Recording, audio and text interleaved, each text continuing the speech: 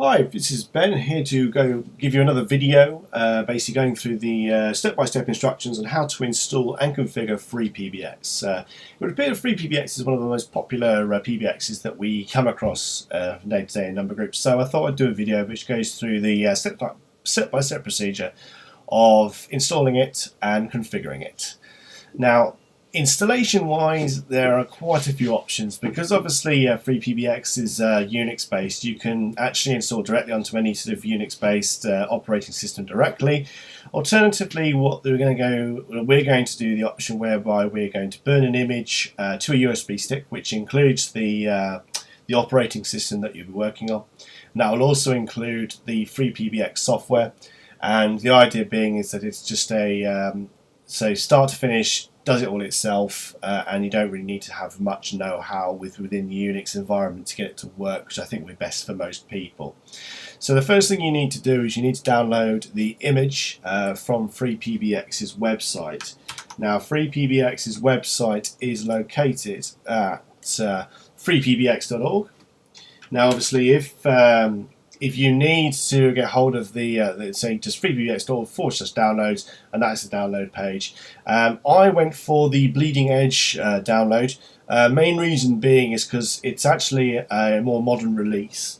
Now, obviously, depending on where this is going to be used, you may choose one of the more stable builds. I have used this one previously, and it is quite stable, so you should be okay with that. And also, I found that the process of burning this to a USB stick was more straightforward than it was with the old ones, because they do actually require a large USB stick, whereas this one will fit happy on a 2 GB USB stick.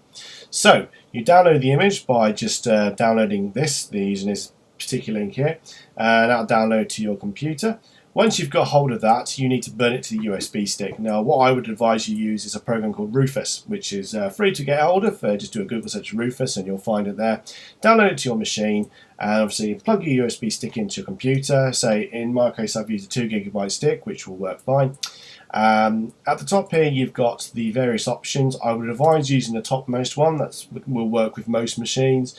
The FAT system is FAT32. Cluster size, leave it at that. You can set the volume label to be whatever you like, although it will automatically update it when you choose the image from your computer. So you choose an ISO image, you use that, and browse to your image, which is there. Open that, and you'll now see it says start at the bottom. So click on start, and then it will basically give you a few warnings. Basically say, oh, we need to do this, and it's going to wipe your USB stick. So stick with ISO mode, and it'll then say, all will be destroyed. That's fine, and then continue. Now, this will take a little while to complete, so it can take up to about 5 minutes to burn the entire image onto the USB stick. So I'm just going to pause the video, and then obviously we'll resume it straight when that's almost done. Okay, so you can see that the burning is now almost complete. We'll just wait for that to click on through and finish. Once that has been completed, you should see that. So if it comes up saying ready, means that it's all gone through fine and it's pure, and the image has burned properly. If you get an error, then I would advise you check the log to see what the error is, although in this case you see it's all burnt through fine, there's no issues, and so we're happy with that.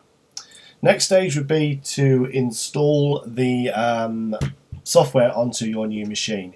I'm going to be using a standalone micro PC to install this onto. You can use any machine that you like that obviously supports the Unix environment. Obviously, I would advise you have a completely blank machine, because this will obviously erase and any other operating system, etc. on there. And then, so basically what you do is you put the USB stick, you boot from the USB stick, and then follow the setup instructions as they come up and install the software onto your machine. I'll give you some more in-depth instructions to follow. Okay, so this is the screen that's presented once you've rebooted your machine with a newly installed FreePBX system. Bearing in mind, obviously, you don't know the IP address of the server until obviously it's booted. In order to find it out, what you would need to do is log in using the root password you set up in the installation procedure, which I'll go through in a second, and it will then display the IP address that the server is on. You then need to browse to that IP address, and then you'll be presented with this screen. So I'll just go over the installation procedure because there are a few options you need to choose from, and it will obviously help if you know what you need to do. So when you boot from your USB stick, it will present you with about 3 or 4 options. The topmost being FreePBX 14 installation brackets *13 hyphen recommended. Now obviously I would recommend that this is the installation you go with, as they did recommend as well. So go with that. The next stage will be, it will give you options about how you want to output during the installation. The default will be output to VGA, but it also gives you option to output to serial console, and also gives you an output to console and VGA. Now, unless you're using a server with a console output, I would strongly advise you use VGA, and that's what most people do. So I would set output to VGA. The next stage will be whether you choose FreePBX Standard or FreePBX Enhanced. Now, my understanding is that FreePBX Enhanced is basically just allows you to make use of high availability, so basically multiple server type situations. Although for the vast majority of people, FreePBX Standard would be absolutely fine. So that is the installation option I went for. So once you've selected that option, the system will then go through and boot the installation program. It's actually called Sangoma OS. And once it's in there, it will go through a number of stages on the screen. You'll have keyboard and mouse access, and it will then obviously do the installation. One thing you do need to do during the installation is set the root password. Now there will be an option on the screen, you just click on it, enter your root password and save it. Now please make sure that this is secure and you don't share it with anyone, because the root password is needed to get into the root of the system and can basically allow you to change pretty much anything you like. So make sure it is secure, please don't make it password or something really stupid like that, and obviously make sure you remember it. Once the installation is complete, you click reboot, the system then reboots and should then boot into the system. So then log in using the root password, get the IP address, browse to it, and you'll be on this screen. Now the first stage here is the initial setup. So we'll set this up as you see. So we'll just put in username and password.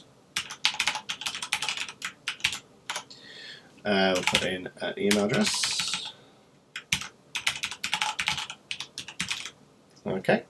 Now this is also important because this is used to log into the actual main FreePBX system. So you forget this password, then you are a bit stuck.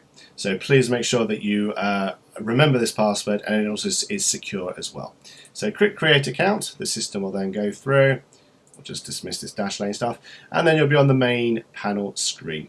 So click on FreePBX administration, type in the details you just entered, and this should then log you into the system.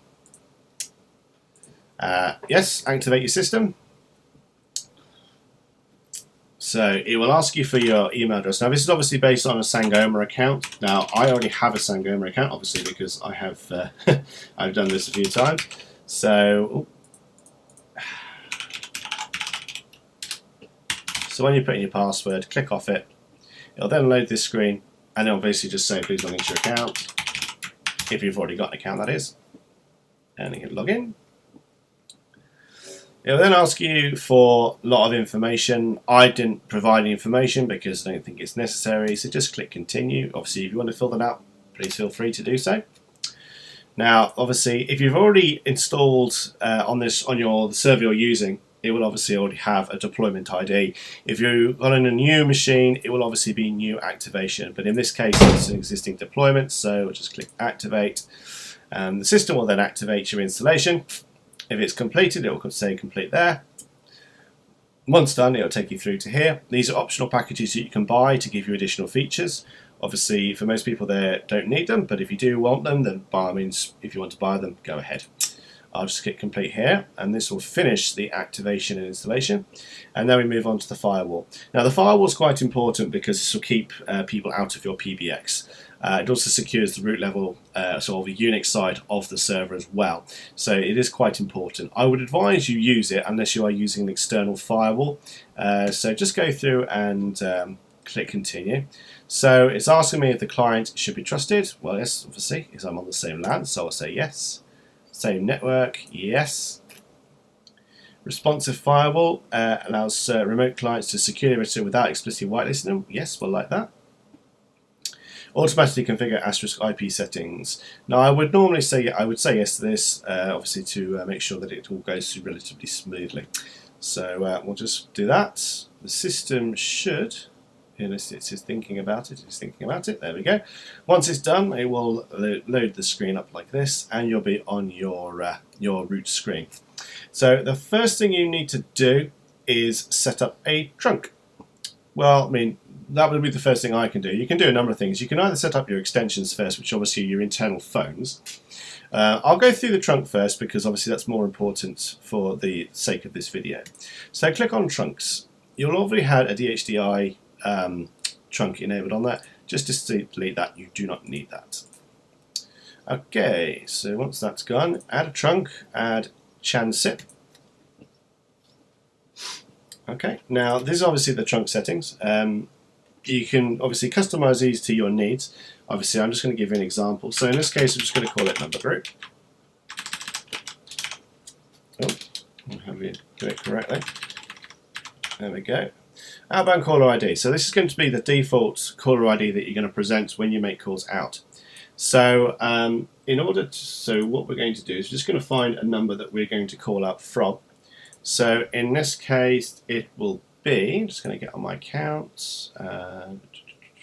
Okay, we're going to use this number 441329 565 015. Okay, so obviously you would have a number based in your self-care portal. So you would obviously choose the default outbound caller ID, and that's basically what it is. So on your trunk within the portal, you set a default CLI. You obviously ensure. Actually, I can just show you quickly. Actually, why not?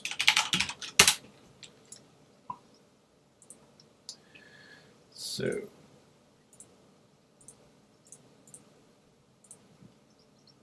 And go into trunks, you'll see here that you obviously have default CLI. As you see, I've set that CLI there already. I've already created the SIP trunk information. Obviously, you've got the ID and the password, which you need to set that to *PBX because it is an *PBX we are working on. And so we'll go back to this now. Maximum channels 50. We do 50 channels per trunk by default. Everything else you can leave the same. Next bit is SIP settings. Now, the trunk name, essentially, this is the context, which is basically for something within asterisk. So the trunk name for the outgoing, we're going to call this Numbergroup outbound. Now, I'm saying you can call it whatever you like. I'm just keeping this as simple as possible. So now we need the settings for this. So we'll go through and get the details here. Host is... Oh.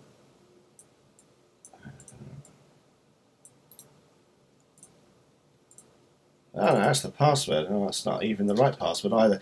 Okay, well, let's do this on the top. sit.numbergroup.com.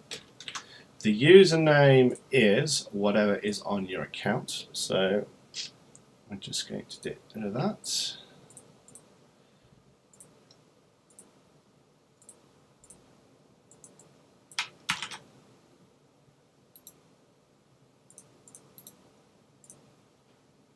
There we go. The secret, obviously, is the password. So you'll need to obviously display that on the system. I can get that from the self-care portal.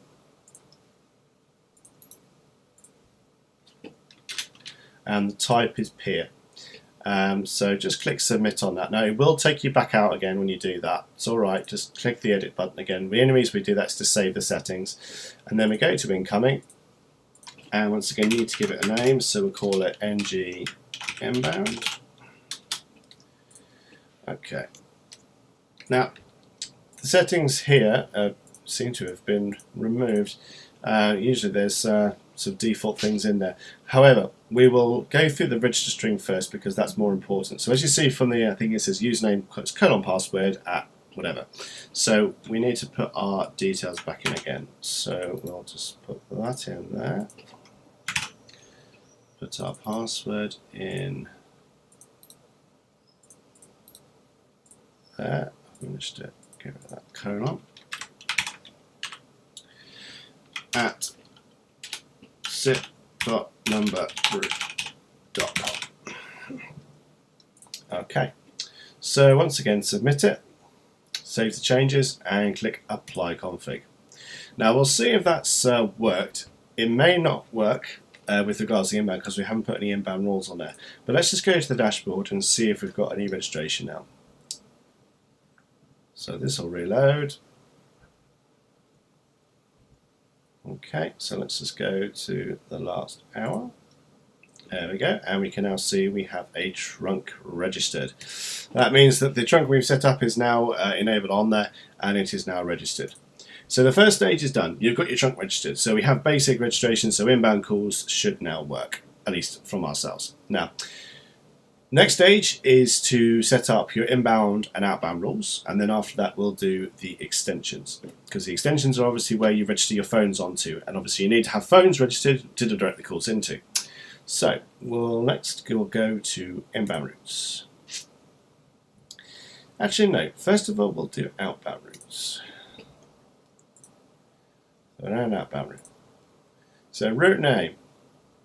Once again, as we're using the same number, as we're basically just configuring this on one number for the time being, we'll just put that in there as our outbound rule information. Okay. So route caller ID. So it's an optional route caller ID to use for this route. So you basically can override the caller ID if you want to. If we don't want to, we want to leave it as it is. So in here you need to set number group because that's the trunk we want to use. Dial patterns. Okay, now dial patterns can be quite complicated. It's all due to our pattern matching within Asterisk. If you don't know much about it, I would advise you read up on it. However, for our purposes, we will just do that.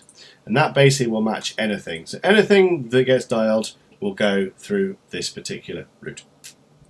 So import, export, and additional settings. We don't need to set any of that, so we'll just click submit. And once again, apply the config, so obviously it applies it to the server. It's quite important you do that because as this is built on Asterisk, you can obviously adjust the config files within Asterisk, but they don't actually get applied or used until you apply the config, or actually reload Asterisk, and that's what you do by doing that. So now we have an outbound route. That basically means so if anything gets dialed, it will go out through this particular trunk. So any number you dial, so it could be 0800, 09, anything will go out through this trunk at the moment. Obviously, you'll have to, if you want to have multiple trunks on there, which you may well do, or you have multiple numbers that you want to send out, then you may well need to create additional routes, obviously, to cater for that. The next thing we'll do is we'll do the inbound routes. Now, inbound routes are usually easier. So, once again, we'll use our number. So this is not calls coming into this particular number. So there we go. Dead number. So define the expected number if your trunk passes on it. So basically, you can leave that as any, or you can specify a particular inbound DID number. So as we normally send the numbers through in international format, we'll put it in as 565.015. Okay. So in here, you can obviously specify a destination. So you've got all these different options. Now, normally what you would do is you send it to an extension. But obviously, as you've got no extension set up at the moment, it now opens a new thing to add an extension. The other alternative is you can just send it to trunk. Oh no, if you select the right option, that is. So select trunk, and then there you go. You got your number group on there. However, for our purposes, we'll probably want to send it to an extension or a number of extensions. So let's set up an extension now, shall we? So we'll set up a chance of extension. User extension number. Now this could be anything you like. So we'll call it 1000. Display name. Joe Logs. Outbound caller ID. Once again, you can specify customize that caller ID for this particular person. We won't. We'll leave it as default. Language code. Link to a default user. Okay. So yeah, we don't want link. So we don't need to do that. Person and user. So that's fine. Voicemail settings. Find me, follow me, advanced, and other. Obviously, these are settings that you may or may not need. We don't need them at the moment, so we'll just click Save. Okay, so now we have an extension set up on there. In fact, you can see the extensions. In fact, let's just save that first, otherwise we'll lose it. If you go to extensions now, within applications, you'll now see that you have your extension there. Now, obviously, you can add as many extensions as you need, and obviously you need an extension per phone or per user locally. So now what we have set up essentially is we've got one number coming inbound. When the number is called, it comes in and it rings Joe Bloggs' extension. If Joe rings out, it will use the outbound route. It will present that number on the outbound route, but it allows him to call any number that he likes. And that's pretty much the basic setup. Obviously, this is very, very basic. I've just basically gone over very default of sort of default information about setting up a trunk, adding numbers, and obviously getting that then to work. Obviously, remember, I always click apply config, otherwise I say it won't work. And that's it. Once you've done that, you should be in a position then to register your extensions and make some test calls in and out. Obviously, this is a very brief, very quick tutorial. There's much more that FreePBX can offer, so please do not think that this is the limit of its capabilities. So if you've had any issues with this particular walkthrough, then please contact us at support@numbergroup.com, and we'll do our best to assist you. Okay, so thank you very much for your time.